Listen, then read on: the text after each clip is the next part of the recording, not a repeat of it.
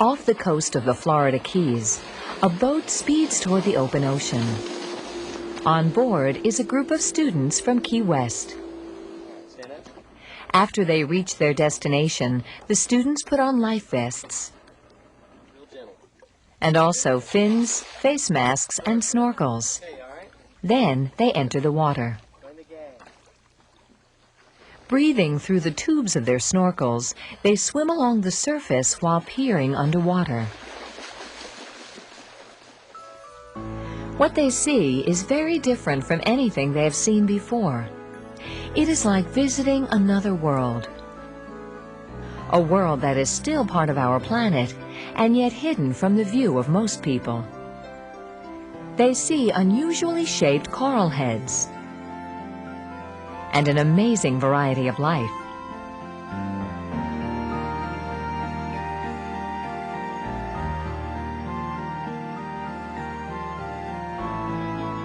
This is the world of coral reefs, among the most spectacularly beautiful places on Earth. A coral reef is a biome. When people think of biomes, they usually don't imagine a place that is underwater. They ordinarily think of terrestrial or land-based biomes, such as grasslands or deserts. Each of these biomes has a particular climate, and each has distinctive kinds of life that have adapted to the specific conditions in which they live. Coral reefs also have distinct kinds of life and a particular climate. Coral reefs are found in places where the water is very clear and the temperature is warm all year round. Because they need warm water, coral reefs are found mainly in the tropics. In the Pacific Ocean, there are extensive reefs off the coasts of Australia and the Philippines. There are coral reefs in the Indian Ocean and in the Red Sea off the coast of Africa.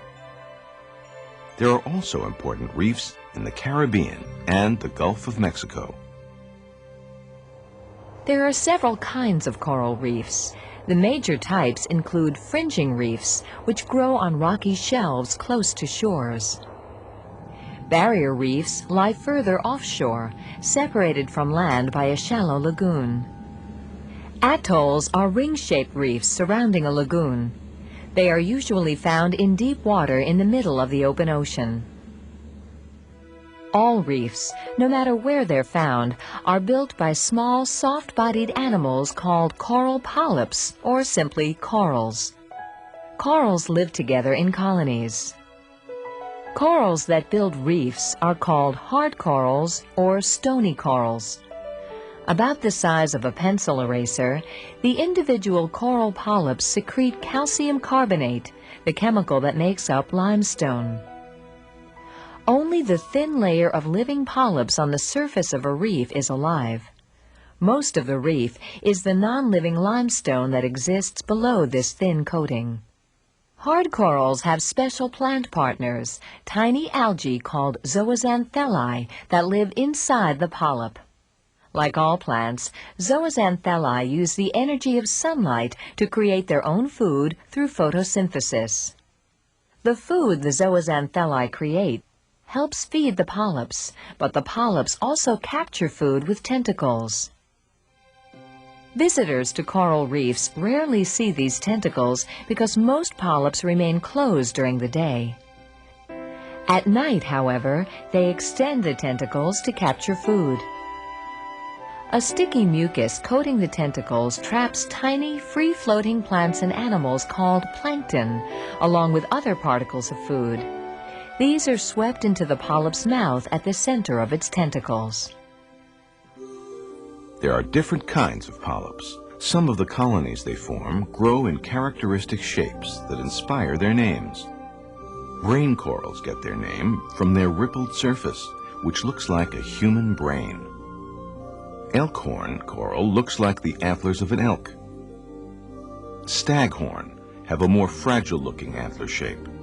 Staghorn, elkhorn, and brain corals are examples of colonies of hard corals that build reefs by secreting calcium carbonate limestone. Some corals, known as soft corals, do not secrete much calcium carbonate. These don't build reefs, but their unusually shaped colonies are often found near their reef-building cousins. Some form colorful fan-like structures. Others have whip-like or rod-like shapes that sway in the ocean currents. And many others have feather-like plumes. Many coral reefs exist together with two other marine habitats, mangrove swamps and seagrasses. These play important roles in the health of reefs. Mangrove swamps are coastal wetlands. They consist of trees that grow partly in and partly out of the water. The roots of these trees provide a protective nursery where young fish and other animals grow up before moving out to a reef. The roots help keep the water around reefs clear and clean. They trap sediments that run off from the land, and they filter out pollutants. Like the tree roots, seagrasses filter pollution. They also stabilize the sand near a reef. Seagrasses are underwater lawns where sharks, turtles, young fish, crabs, and other animals feed. Many of these animals also live along reefs. Flying over the barrier reef off the coast of Belize in Central America, you can easily distinguish the dark waters of the open ocean from the shallower waters on the side of the reef closer to shore. Even from high up, it is possible to see how coral reefs have distinct zones. A barrier reef has a lagoon zone, the open water that lies between the shore and the reef. Seagrasses often line the bottom of a lagoon. The reef flat is the gently sloping area that runs from a lagoon or beach to the crest of a reef. Here you'll find sand as well as clumps of seagrass and bits of coral. The reef crest is the highest part of the reef. Waves break over the surface of the coral here. The reef front, or forereef, faces the open sea. It may descend sharply, forming a spectacular wall that is a favorite place for divers to explore. The tropical waters surrounding coral reefs are very clear. You often can see long distances underwater, and this makes tropical waters attractive to snorkelers and scuba divers. Ocean waters far from the tropics are much murkier because they contain lots of plankton. These waters are also full of fish and other marine life that feed on the plankton. For the most part, tropical waters don't have the abundance of life found in many other parts of the Earth's oceans. Coral reefs are the exceptions. Coral reefs, in fact, have a greater biodiversity, a greater variety of living things, than any other biomes except for tropical rainforests. The reef systems of the Caribbean, for example, have over 150 species of hard and soft corals. Sponges, which look like plants but actually are animals, grow attached to the surfaces of many reefs. Sponges are among the so-called filter feeders. As water flows through the holes and pores in their bodies, they filter out particles of food. Many kinds of sponges, such as this blue azure sponge, have vibrant colors. Sponges are invertebrates, animals without backbones. Many types of invertebrates live on or near coral reefs. Feather duster worms hide in tubes made of sand. These tubes are held together by a glue that the worms secrete. The head of the worm has a crown of feather-like appendages that extend from the tube. These sweep the water to capture plankton and other food. Instead of a backbone, lobsters, shrimp, and crabs have a hard shell-like exoskeleton that provides support and protection. Sea cucumbers, another kind of invertebrate, scoop up organic debris from a reef or sandy bottom. This sea cucumber is called a donkey dung. Vertebrates are animals with backbones. The main vertebrate species in a reef ecosystem are fish.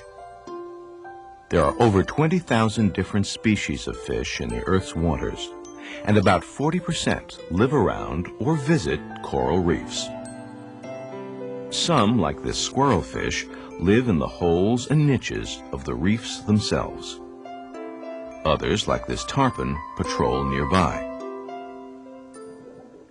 The plants and animals of the coral reef ecosystem have complex relationships. As in other biomes, there is a flow of energy. The ultimate source of this energy is the sun.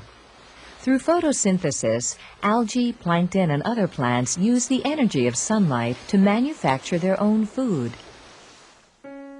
Other living things in a coral reef ecosystem depend indirectly on photosynthesis for food and energy. Some, like these blue tangs, feed on algae growing on reefs. Parrotfish bite off and chew small chunks of coral to get at the polyps and the algae living inside them. In the process, they take in large amounts of limestone coral, which they grind up and then excrete as sand. The pink and white sand on the beaches in the Caribbean are the coral leftovers of the meals eaten by parrotfish. A single adult parrotfish may produce as much as a ton of sand a year. Many kinds of coral animals are meat eaters. This moray eel lives in the crevices of a reef, coming out at night to hunt fish, octopuses, and other animals. Food chains are formed in which animals higher on a chain eat lower ones. Barracuda, near the top of a food chain, prey on many kinds of smaller fish. Many of the animals of coral reefs have unusual defenses to protect themselves from predators. This porcupine fish tries to scare off attackers by filling itself with water to make itself look bigger. Sea anemones have another kind of defense. Their tentacles can sting, so most animals learn to avoid them. Many reef animals depend on camouflage to hide from predators. This peacock flounder blends in with the sandy ocean bottom. A trumpetfish hides by positioning itself straight up and down so that it blends in with the coral around it. This cowfish changes color depending on its background. This butterfly fish has a false eye near its tail that confuses its enemies, giving it time to get away. Sponges have another type of defense from grazing fish and other animals that might want to eat them. They produce highly toxic chemicals to keep predators away. Sea fans and other soft corals also have chemical defenses that protect them not only against fish, but also against disease-causing bacteria, fungi, and viruses. Scientists are studying the chemicals produced by sponges, sea fans, and other coral life to see if they have uses in preventing or treating human diseases. This is Dr. Drew Harvell of Cornell University. Coral reefs have been a very important resource for pharmaceutically useful chemicals. The types of compounds that have been found on corals are antibacterial, antiviral, insecticidal. Right now there's a big push to look at reefs for anti-cancer compounds. Indeed, it's thought that most of the natural discoveries of potential anti-cancer compounds come from the ocean. And if anything, the search for new and novel compounds from the ocean is only intensifying.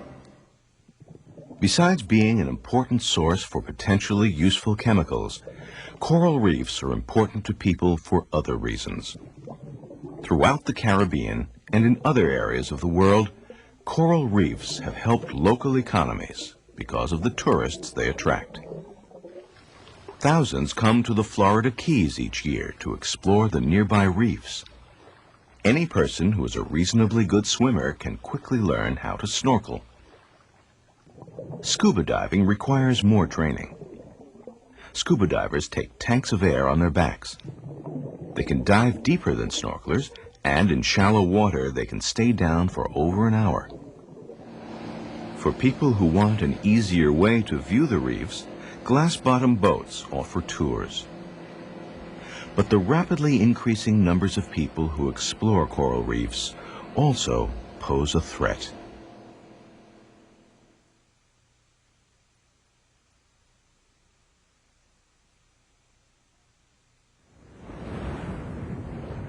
Coral reefs have always faced threats. For example, hurricanes cause damage when their powerful waves scour the delicate reefs. However, the biggest threats to reefs come not from natural disasters like hurricanes, but from people. Snorkelers and scuba divers can harm reefs. Coral polyps are fragile.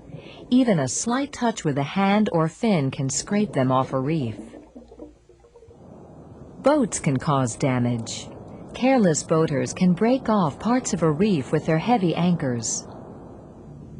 In shallow waters, boats can collide with reefs. Here, a boat has cut a swath through shallow coral, destroying in one instant coral that took decades, even centuries, to form. In some parts of the world, people capture tropical fish by using poison to stun them. The poison kills many of the fish, but the survivors are sold to pet stores for aquariums. People also threaten marine life when they discard plastic overboard, or when they litter beaches with debris that washes out to sea. Sea turtles choke on plastic garbage bags that they confuse with their favorite food, jellyfish. Fish and other animals die when they get ensnared in six-pack holders. Partly in response to such threats, Craig Kirolo formed an organization called Reef Relief. Reef Relief was founded to protect and preserve the living coral reefs of the Florida Keys. Since then, we've expanded our goals a little bit to include a more regional coverage and, in fact, a little more global coverage. But our basic overall goal is to protect the living coral reefs of the Florida Keys. Among its activities, Reef Relief has trained divers and conservationists throughout the Caribbean to establish moorings where people visiting reefs can attach their boats without dropping anchors. They have educated people from all walks of life about how to protect coral reefs and why it's important. Among other things, they have taught snorkelers and scuba divers about how to swim near reefs without damaging them. Reef Relief also encourages and supports beach cleanups to cut down on the trash that gets into the water and threatens marine life. But recently, Kirolo and others have observed other, more ominous threats to coral reefs. In 1993, we started a program we call our photo monitoring program with Reef Relief. We would tell people, look, the reef doesn't look as good this year as it did last year. So we decided to start going underwater with a camera and a video camera, still camera and a video camera, and take pictures of the same corals, coral formations from the same angle over a period of time throughout the years. Now, when we first started this program, we were under the impression, because our coral reefs here in Florida Keys are well over 5,000 years old, we figured we wouldn't see any changes for years and years and years. The most amazing thing was we found coral diseases. We found these strange new things that were affecting the coral, and in fact were killing the coral at a very rapid rate.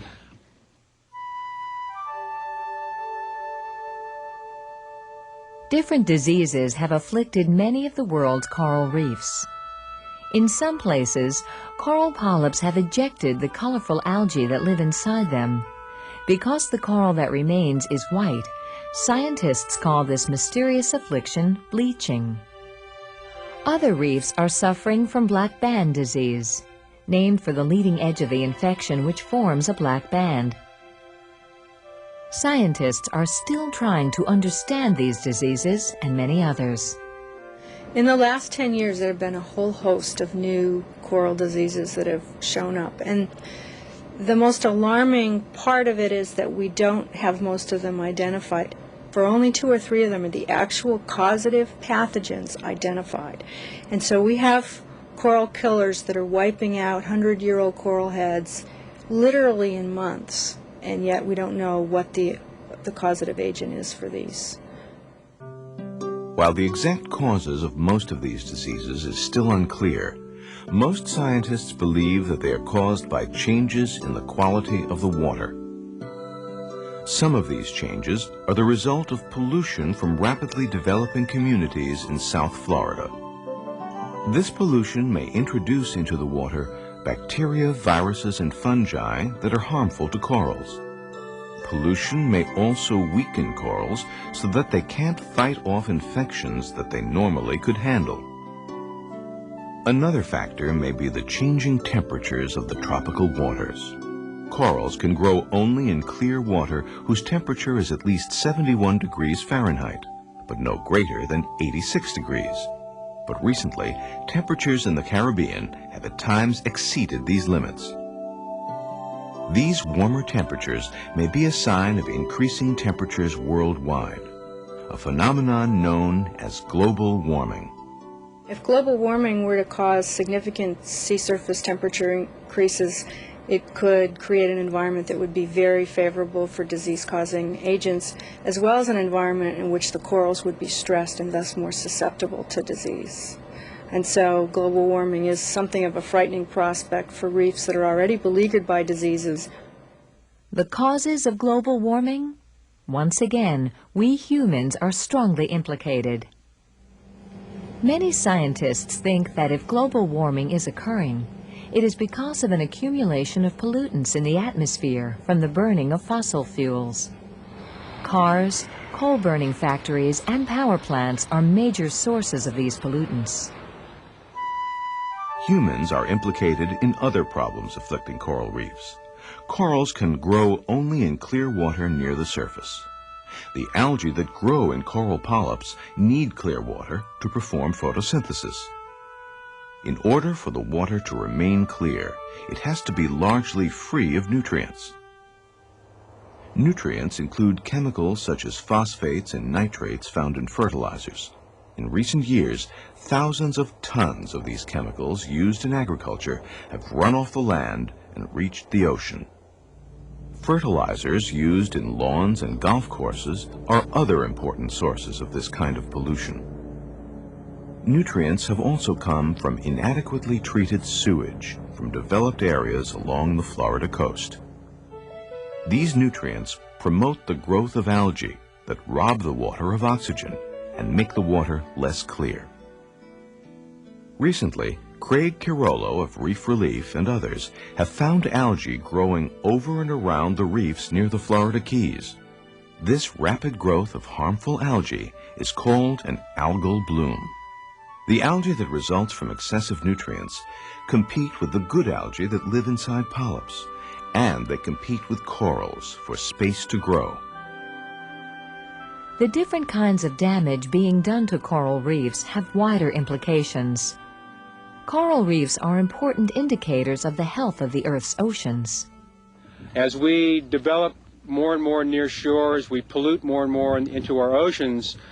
The corals are the species that are telling us that we have a problem. They've been around the planet for hundreds of millions of years, and when we see them die and disappear in a matter of 10 or 20 years, we have to reflect and think about what problems we may be causing to the oceans themselves. If reefs continue to suffer and die, we risk losing unique ecosystems full of life forms that are found nowhere else on Earth. The loss would be enormous in other ways as well. People in many parts of the world would lose an important source of nutrition because they depend on different kinds of reef life for food. Communities that depend on healthy reefs to attract tourists would lose a source of income. And scientists like Drew Harvell might lose important resources in their search for treatments and cures for a variety of human diseases. It's only now that we're developing a catalog of interesting, important chemicals from reefs. We haven't made many of the discoveries that are out there to make. And even once we've discovered those, we haven't even started to tinker with the genetic machinery that we could then harness in producing some of these compounds ourselves. And so it's vital that we protect these resources that we've barely even been able to investigate. It is perhaps inevitable that a program about coral reefs should end by focusing on us, on human beings. Coral reefs now attract millions of snorkelers, divers, and boaters every year. But the sheer number of these visitors threatens the beauty and variety of life that bring them there. Visitors can do much to save the world's coral reefs by learning to observe and enjoy them without harming them. Even those of us who never visit or see a reef can play an important part in saving them. We can cut down on the burning of fossil fuels that may contribute to global warming. We can cut down on pollution that threatens reefs with disease.